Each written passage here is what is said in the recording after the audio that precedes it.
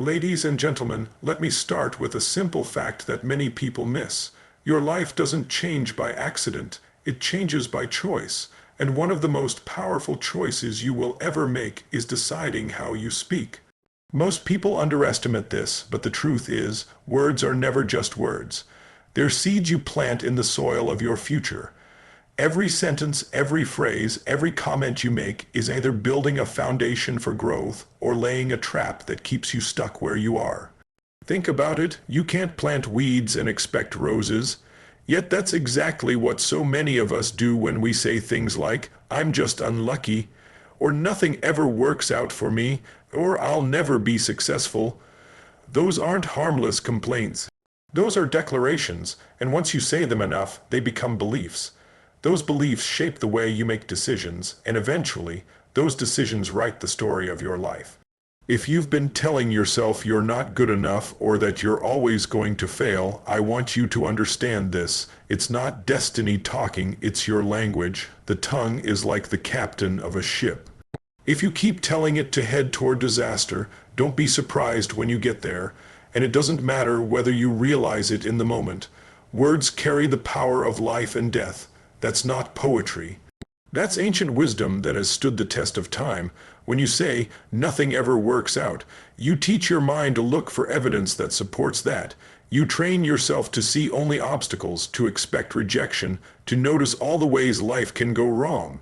But when you say, "I'll find a way," even if you don't know how yet, you open the door to creativity, resilience, and persistence. You give yourself permission to look for solutions. I'm not talking about pretending everything is perfect.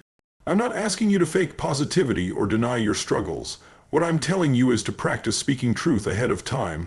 There's a big difference between saying, "I'm doomed," and saying, "I'm learning." Between saying, "I always fail," and saying, "I haven't figured this out yet." One of those sentences locks you in place. The other one moves you forward.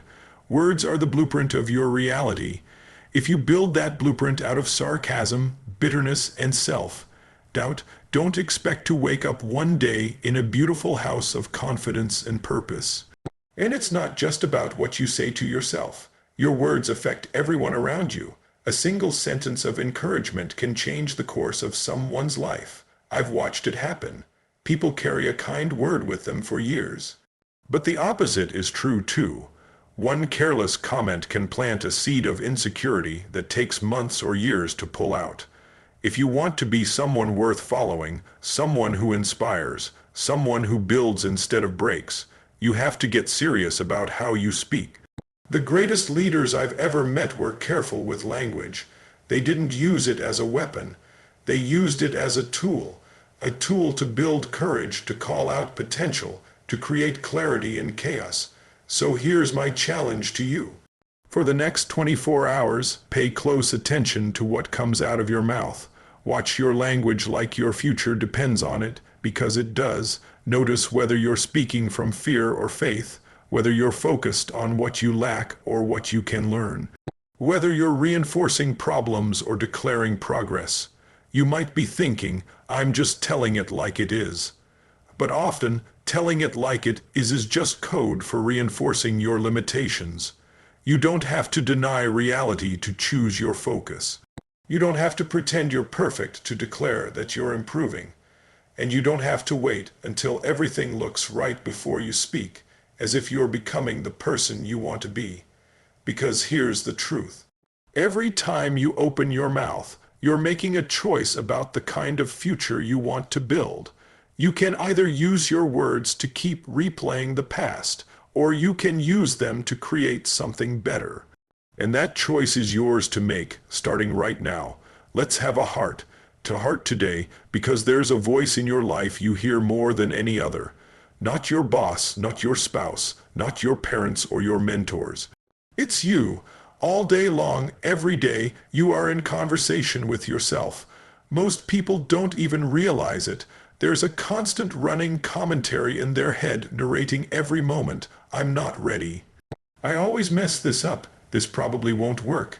Then they wonder why their confidence is low, why progress feels impossible, why they keep circling the same problems. Your internal dialogue is writing your external reality. If that voice is weak, fearful, or negative, don't be surprised when your results look exactly the same. You might say, "I don't control the thoughts that come into my head." And you'd be right. You don't always choose the first thought. But you absolutely control which thoughts you dwell on, and more importantly, what you say back. It's not the thought that matters most, it's your response. That's where your power lies. When your mind says you're not good enough, you don't have to nod in agreement.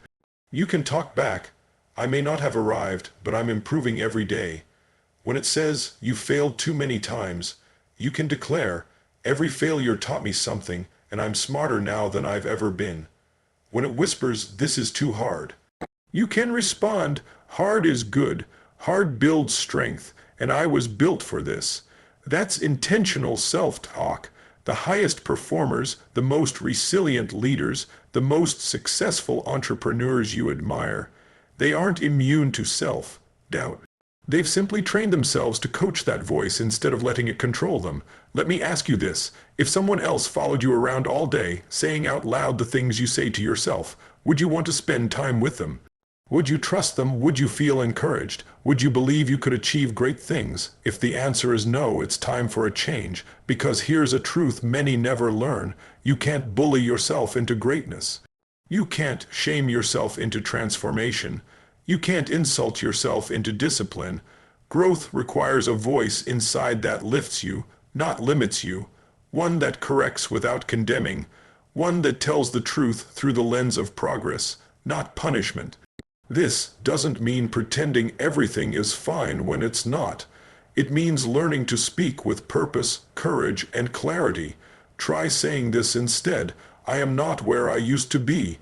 I have the discipline to keep showing up. I'm building something worthwhile. I am learning what I didn't know yesterday.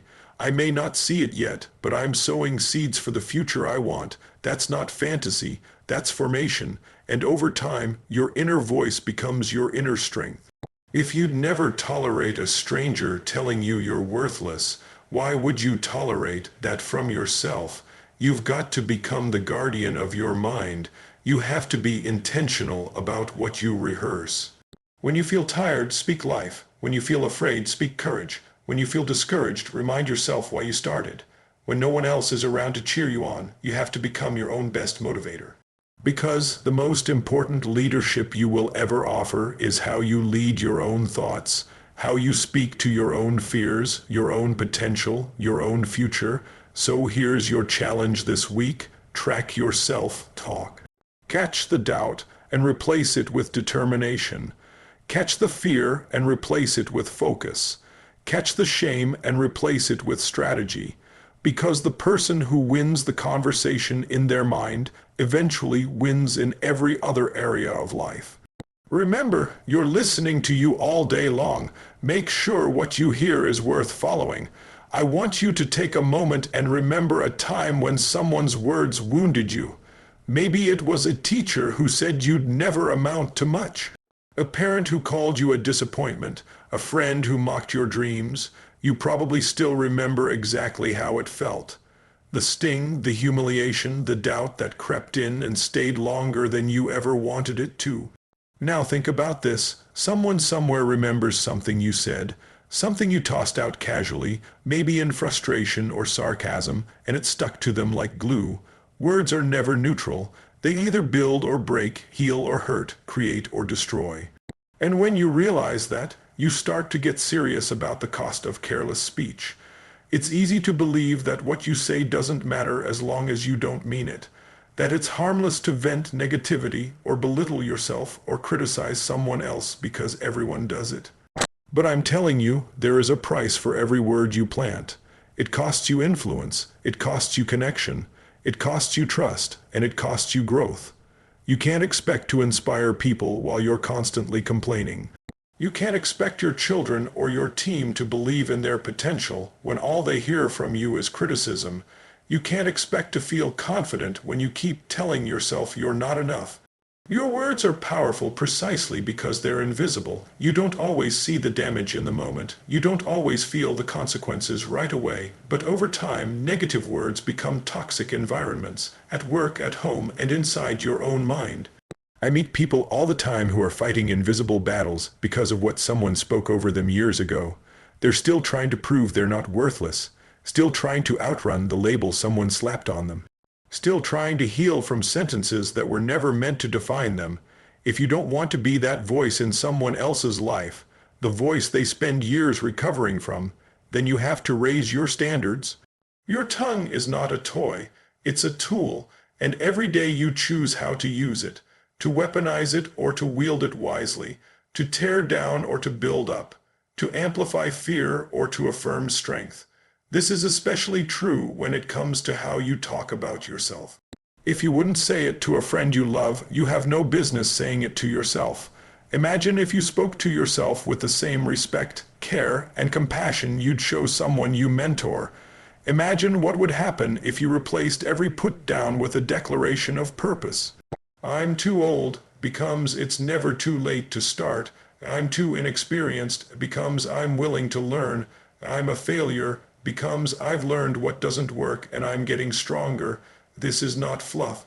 This is strategy, because every careless word leaves a residue, and every intentional word leaves a blueprint. Think about a leader you respect, a coach, a boss, a parent, a speaker who inspired you. What set them apart? It wasn't just what they knew.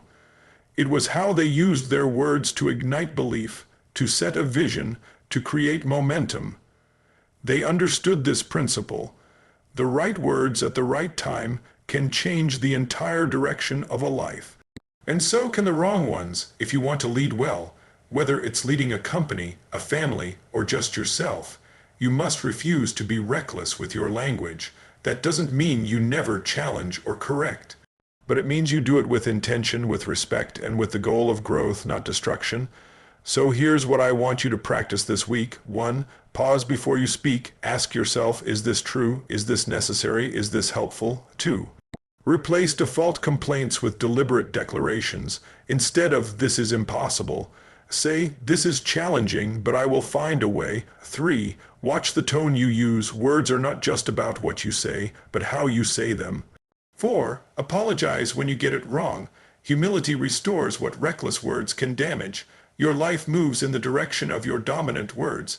Your relationships rise or fall on the climate your language creates.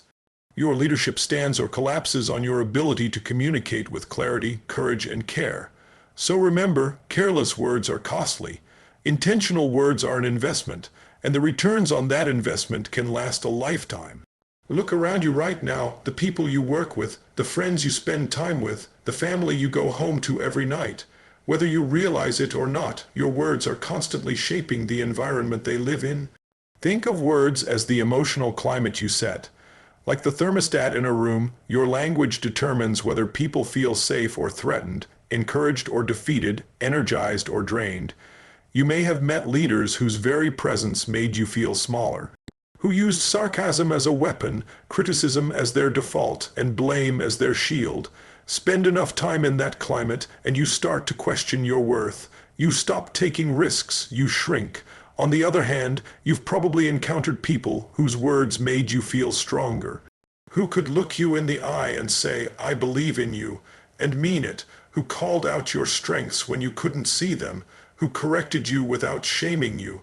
Those are the environments where people thrive. You don't need to be in a position of authority to create that kind of atmosphere. Anyone can do it. A coworker, a friend, a spouse, a parent, even a stranger.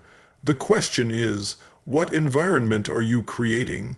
When you walk into the room, does it feel warmer or colder, more hopeful or more hostile, more inspired or more discouraged? It's easy to underestimate the power you have, but words are the raw materials of culture. And culture, whether in a family or an organization, is what drives results over time.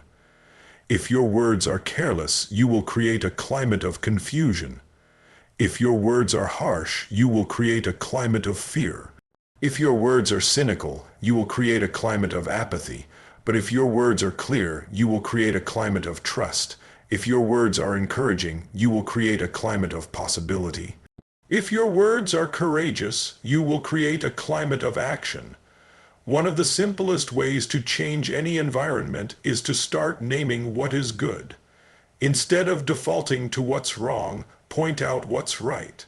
Instead of assuming people know you appreciate them, say it out loud. Instead of waiting until someone is gone to celebrate their impact, do it now. Don't underestimate what it does to a person to hear that their contribution matters. The manager who says, "I noticed how you handled that problem, that showed real initiative." The partner who says, "Thank you for all the unseen ways you support this family." The friend who says, "I admire how you keep going when things get hard." Small sentences. Huge impact.